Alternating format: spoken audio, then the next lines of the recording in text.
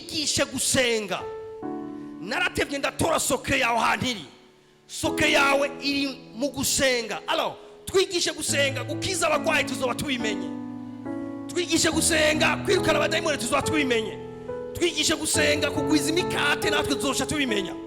Twigishe gusenga, ibintu byose wakoze tuzosha tumenya ingene natwe tubikora. Yes, is about revelation. Yagaze kuki revelation cyangwa ishurirwa by'umwana wawe Yesu Kristo.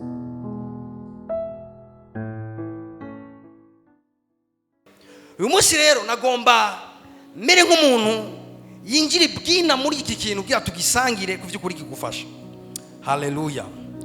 Kimwe mu byo umenya, ibintu byose birafise umunsi wa mbere wavyo. Igihe wajya ku ishure harabaye umunsi wa mbere w'ishure. Igihe wimariya harabaye umunsi wa mbere mu rugo. Igihe wazaho no mu rushengero warahingiye ijya mbere. Nagiye ndiko ndakwigisha warambonye umunsi mu mbere.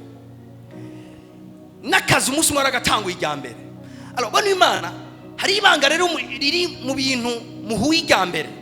Kenshi kuri benshi birabatira kandi hari umuriro n'umucanwa n'urukundo rufatanye n'ibintu muhuye ijya mbere, ubonye ijya mbere.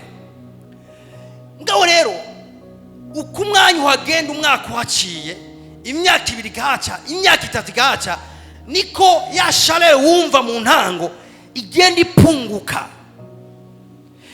Nico gituma Imana yabwiye abanyefeso ati mwebwe urukundo mwaragwigeze umunsi umwe. Ngabo igihe cyararuhejeje muri mwebwe hacigiye kinini, hama ugo rukundo rugenda rurahera mu mitima yanyu. Ngabo enju bari barufise umunsi umwe, bari barufise kwaratanga uyu munsi umwe mu mitima yawe. Alors nshuti yanje, ibintu bitanguye umunsi umwe canke ijya mbere hariho umuriro. Sinzi ko mwibuka umuriro w'agakiza. Abantu bibuka umuriro w'agakiza, misi yabo ya mbere y'agakiza, ukwezi kwa mbere k'agakiza, turi abantu muvyibuka. My God, ndibuka iyo misi frère. Yewe sinzi mwebwe ahantu mwaba, muga twebwe nari muri internet baraduha, kamere mubashingira nkaye gatonye gira tujane twumvikana. Baraduha imyanya y'amasorti tugenda kuvuga ubutumwa mu eglise anglikane yari ahantu kure. Frère Richard arabizi. Tuko turagenda, twagenda imisozi myinshi. Twasha kugenda urugendo rurenga amasabiri. Boni Imana nta bisi, nta byo kujya tuza kugaruka gufungura muri internet. Tukagenda tunezerejwe n'ikintu kimwe, tugiye gukorera umwami.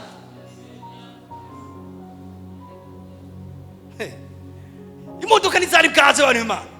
Twari tunezerejwe no kujya gukorera umwami. Imitima yacu yaragurugumbwa. Twaguma twiteza ibihe nk'ivyo byasorotse ingene Imana yo ducira kazo tugaswa turonka igihe nk'icyo mu bantu bato b'abanyagihugu bo mu misozi. Imitima yacu yaragurugumbwa. Kandi ibindi ko ndavuga kuri jewe ndazi na urafise ibyo bihe. Igihe wahura n'umwami urafise ibihe nk'ivyo, aho akorera Imana utiyumvire igihembo na kimwe. Utiyumvira merci umuntu numwe. Utiyumvira umuntu akubwira ngo wagize neza. Icyo cyariko kirakora mu mutima wawe cyari giki? Urukundo rw'Imana rwa mbere. Oh my God. Cye numva mpemwe yanyibukije ibintu byinshi.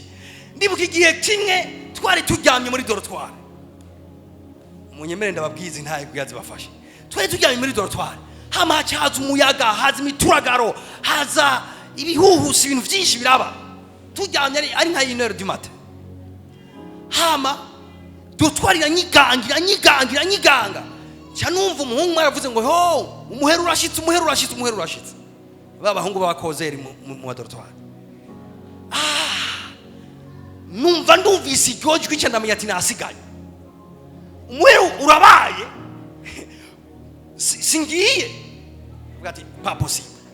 Cyandavyuka ndagenda ku bitanda by'abakizwa mpera kuri do groupe. Ndamukora ko gutya numva nihari. Ndavuga ati uyu ni batari gitangaza cyabaye asigaye twasigaranye.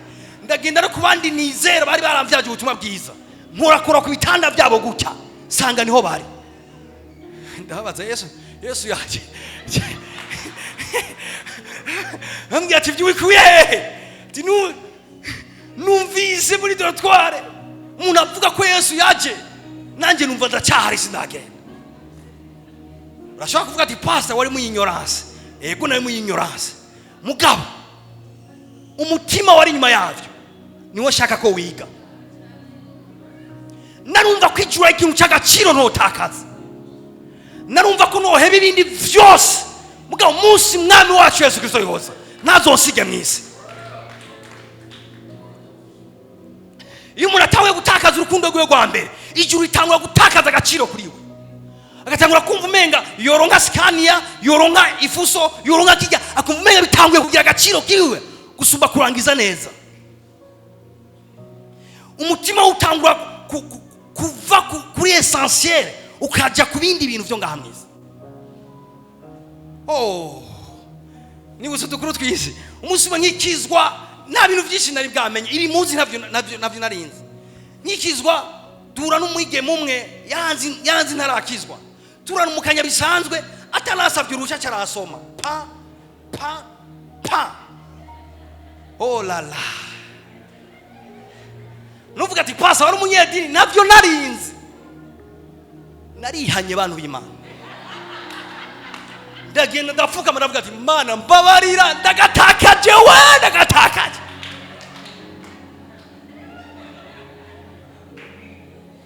Ushaka kuvuga ati pasa iyo yari ignorance. Yego yari ignorance. Mga sinzi kumva gaciro na hagakiza. Numva ko agakiza ari vyose nho gatakaza. Nofuma nakaza abantu. Nofuma mpeba abagenzi. Mga naru askera katakaba. Sinzo kwibagira ku munsi umwe igihe nakizwa. Baranyicaritse barambwira ati utabivuyemo Juhagarika amashure nta numwe azo kurira ishuri. Ndababwira gutya ntavyo mpagarika. Umuryango urakorana banyicarika hasi. Abandi bicaye ku ntebe nziza z'amadiva. Nicara hasi ati icara ngaho wa mwana we utagira indero.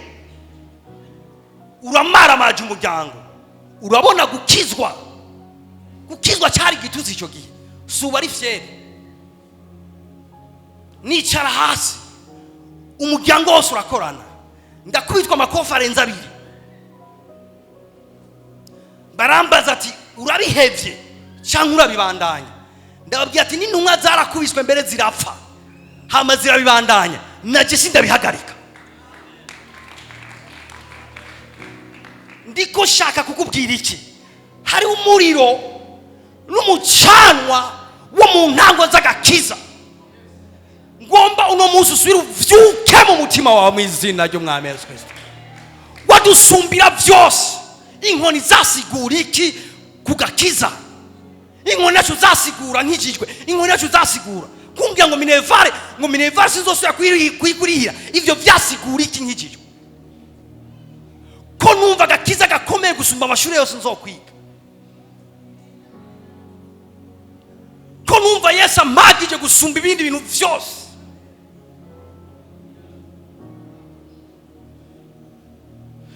Uno munsi hari uganira n'umuntu hagati igituma ntaza gusenga mama ntavyumva neza. Mama ntabinezererewe. Nyoko ni Yesu yagucunguye. Ashaka kuvuga ngo mama igihe kiraje muzotandukana na mama wawe umwe afata inzira yiwe unafata inzira yiwe. Hallelujah. Aho sino kwibagira ko ari igihe twavuga ati tugombe tugure ama instruments yo muri groupe biblique. Bon Imana n'impuzu abavyeyi batuguri twarazitanga abantu. Ikibagiwe cyo cyuna marja de poche twayatanga yose kandi Imana yadutunze ico gihe no munsi turacari. Nta ruhombo nigeze mbona mu gukorera Imana muri urwo rukundo rwa mbere twari dufite umwana. Nta ruhombo nigeze mbona. Nta numwe gurumbona kunigeze mbona. Uno munsi mwe muyera yasubije inyuma arambye ati genda ubwira ishengero bagaruke mu rukundo rwabo rwa mbere. Baravugiye mu ndimi nivyo mbwa igihe utari bwavuge mu ndimi hari ukuntu wakunda umwami. Ubu urazi kuri umugorozi, urazi kuri umwana w'Imana, hari ibintu byinshi maze kumenya. Mbwa n'igihe utari bwabimenye hari ukuntu wakunda umwami. Hari ukuntu wari ufitiye umwami rudafatiye ku biharuro n'amakarikire menshi n'ibintu byinshi uzi. Ubwo rukundo wakunda umwami nyemeye karurekama muri wewe, yaje kuruvyura muri wewe, yaje kuragurutsa muri wewe. Shakarakatabaya barakande zitarahabaya.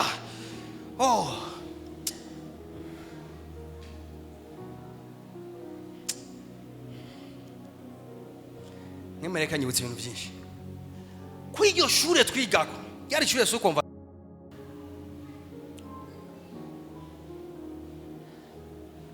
bivanye n'ama principe yabo. Haragizwe yavuga ati nidusuye kubona muri ko murasenga. Buri mana twarakubise igihe kinini cyane dusengera mu dukona nkajya na hariya ku buryo bagufashe muri uwo mwanya muri ko murasenga yari ramvwa atakindi kintu kiriwe kiriko. No muri ayo masituation twagumye dukunda umwami. Today uragenda gusenga na Bibiliya mu maboko nta kibazo na kimufise. No musiri Imana yitwiteze ku rukundo runini cyane gusumba rumwe go mu ntango. Ikibabaje umunsi w'Imana asanze yararavye mu ishenge ryo muri Efeso isanga bafise ibikogwa, isanga bafise ibintu batanga, isanga bafise ibintu byinshi cyane bakora. Mugabo urukundo rwa mbere rwaratakaye muri iryo shenge. Baririmba bavuga mu ndimi bakora ibikogwa mbere bashobora no kudisena n'ingabire zamwemera zanga. Urukundo rwa mbere rwari rwaratakaye muri iryo shenge. Barafise izindi nyungu n'ibindi bintu babibonamwo byari byaratakaye. Uyu munsi ndizeye n'umutima wanje wose ndaza no gufata umwanya wo kubasengera. Umuntu wese urukundo rwe rwa mbere rwatimbye canke rukazima ruraza gusura kuvyuka mu izina rya Yesu. Haleluya. Alors nibihe bintu bituma urukundo rwa mbere rugenda rurahera?